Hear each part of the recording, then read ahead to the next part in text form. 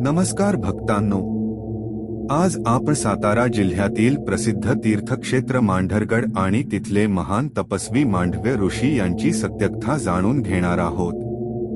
याच ऋषींमुळे या गडाला मांढरगड हे नाव पडले। ज्या ऋषींनी प्रत्यक्ष यमराजाला शाप दिला आणि ज्यांच्या तपश्चर्येमुळे साक्षात काळूबाई देवी या गडावर प्रकट झाली, अशी ही थरारक आणि भक्तिमय कथा शेवटपर्यंत नक्की पहा। ही कथा प्रामुख्याने खालील ग्रंथांमध्ये आढळते। मुख्य संदर्भ महाभारत आदिपर्व अध्याय 107 आणि 108। याला संभव पर्व असेही म्हणतात। दुसरा संदर्भ श्रीमद्भागवत पुराण प्रथम स्कंध अध्याय 13। यामध्ये विदुर आणि धृतराष्ट्राच्या संवादात यमराजाला मिळालेल्या शापाचा उल्लेख आहे। तिसरा संदर्भ गरुड पुराण, जिथे कर्माच्या सूक्ष्म गतीबद्दल सांगताना मांडव्य ऋषींचे उदाहरण दिले जाते। प्राचीन काळी मांडव्य नावाचे एक ऋषी होते। ते महान योगविद्येचे जाणकार होते। एकदा त्यांनी आपल्या आश्रमाबाहेर मौनव्रत धारण करून दोन्ही हात वर करून अत्यंत कठीण तपश्चर्या सुरू केली। ते कित्येक महिने एकाच स्थितीत होते, जणू काही ते एखादे लाकूड किंवा दगडच बनले होते। एके दिवशी राजाच्या खजिन्यावर काही चोरांनी डल्ला मारला। राजाचे सैनिक चोरांचा पाठलाग करत होते। चोर जीव वाचवण्यासाठी पळत असताना त्यांना मांडव्य ऋषींचा आश्रम दिसला। त्यांनी चोरलेला माल तिथेच एका कोपऱ्यात लपवला आणि स्वतःही तिथेच लपून बसले। सैनिक तिथे पोहोचले आणि त्यांनी ऋषींना विचारले, चोर कुठे लपले आहे? ऋषी मौनव्रतात असल्याने काहीच बोलले नाही। सैनिकांना वाटले की हे ऋषी चोरांचे मुख्य सूत्रधार आहे। त्यांनी ऋषींना आणि चोरांना पकडून राजासमोर उभे केले।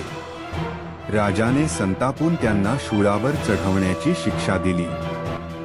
ऋषींना शूळावर चढवले गेले, पण त्यांच्या तपोबलामुळे त्यांना वेदना झाल्या नाहीत किंवा त्यांचा मृत्यूही झाला नाही। ते शूळावरच ध्यानात मग्न राहिले।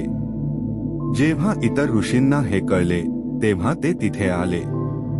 हे पाहून राजाला आपली मोठी चूक समजली। त्याने ऋषींची क्षमा मागितली आणि त्यांना शूळावरून उतरवण्याचा प्रयत्न केला, परंतु तो लोखंडी शूळ शरीरात इतका खोलवर गेला होता की तो बाहेर निघणे अशक्य होते। शेवटी राजाने तो शूळ कापला, पण त्याचा एक अग्रभाग, ज्याला अणी किंवा टोक म्हणतात, ऋषींच्या शरीरातच राहिला। त्या अवस्थेतही ऋषींनी भगवंताचे स्मरण सोडले नाही, म्हणून त्यांना अणिमांडव्य म्हटले जाऊ लागले। ऋषींनी आपल्या योगबलाने यमराजाच्या धर्मराजाच्या दरबारात जाऊन विचारले, मी या जन्मात कोणतेही पाप केले नाही, तरी मला ही वेदनादायक शिक्षा का मिळाली?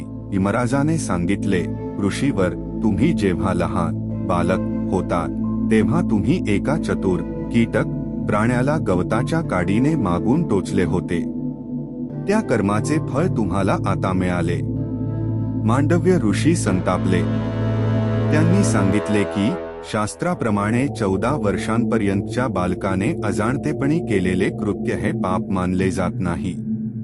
तू एका लहान चुकीसाठी इतकी अक्राळ विक्राळ शिक्षा दिलीस, म्हणून मी तुला शाप देतो की तुला पृथ्वीवर मनुष्य म्हणून जन्म घ्यावा लागेल। याच शापामुळे यमराजाचा जन्म विदुर म्हणून झाला। असे मानले जाते की या घटनेनंतर आणि शरीरातील त्या अणीमुळे होणाऱ्या त्रासातून मुक्ती मिळवण्यासाठी आणि पुढील तपासाठी त्यांनी ज्या डोंगराची निवड केली, तोच आजचा मांढरगड होय।